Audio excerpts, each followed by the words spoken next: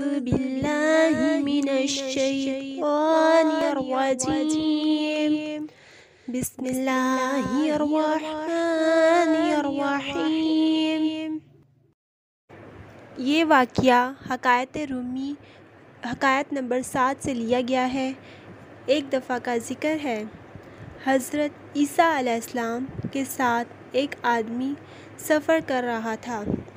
اس نے سوچا اس موقع سے فائدہ اٹھانا چاہیے، پیغمبر خدا سے ایسا عمل سیکھ لینا چاہیے جس سے پتھر سونا بن جائے اور مردہ زندہ ہو جائے۔ اس بے وقوف نے کہا کہ یا حضرت علیہ السلام، مجھے بھی کوئی ایسا نسخہ دے دیں جس سے میری دنیا سنور جائے اور میں پڑھ کر پھونک ماروں تو مردہ زندہ ہو جائے۔ حضرت عیسیٰ علیہ السلام اس کی اس لب کشائی پر بڑے حیران ہوئے کہ اس بیمار اور مردہ شخص کو اپنا غم نہیں کہ میری رفاقت سے اپنے مردہ دل کا علاج کر لیں، مگر یہ تو ایک دن میں ہی تاج و تخت کا مالک بننا چاہتا ہے۔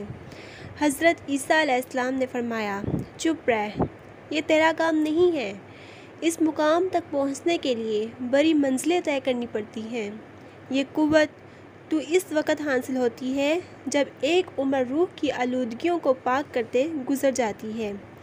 اگر تو نے ہاتھ میں عصا پکڑ بھی لیا تو کیا ہوا؟ اس سے کام لینے کے لیے تو موسیٰ علیہ السلام کا ہاتھ چاہیے۔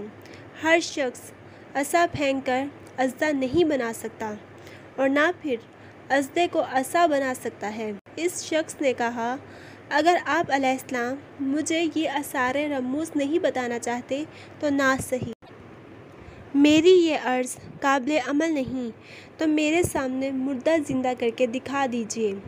راستے میں ایک گہرے گرے میں کچھ ہڈیاں دیکھیں تو عرض کرنے لگا، یا حضرت ان پر دم کر کے پھونکیں۔ اس شخص کے اصرار پر حضرت عیسیٰ علیہ السلام مجبور ہو گئے۔ انہوں نے ہڈیوں پر نام خدا پڑھ کر پھونک ماری۔ یہ ہڈیاں دیکھتے ہی دیکھتے ایک خوفناک سیاہ شیر کی صورت اختیار کر گئیں۔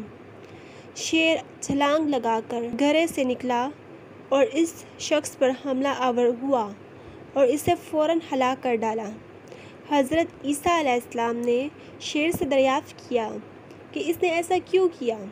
شیر نے عرض کیا، یا حضرت عیسیٰ علیہ السلام، وہ آپ کے لیے تکلیف کا باعث بن رہا تھا۔ حضرت عیسیٰ علیہ السلام نے اس سے پوچھا کہ تو نے اس کا خون کیوں نہیں پیا؟ اس نے کہا، ایک تو یہ آپ علیہ السلام کا بے ادب اور گستاخ تھا، دوسرا اب اس دنیائے آب و گل کا رزق میری قسمت میں نہ تھا۔ اس واقعے سے ہمیں یہ سبق ملتا ہے، بے وقوف لوگ اپنے اصرار اور ناشائستہ حرکات سے پریشانی کو دعوت دیتے ہیں۔ انبیاء کرام علیہم اجمعین کے بے ادب کو جانور بھی برداشت نہیں کرتے۔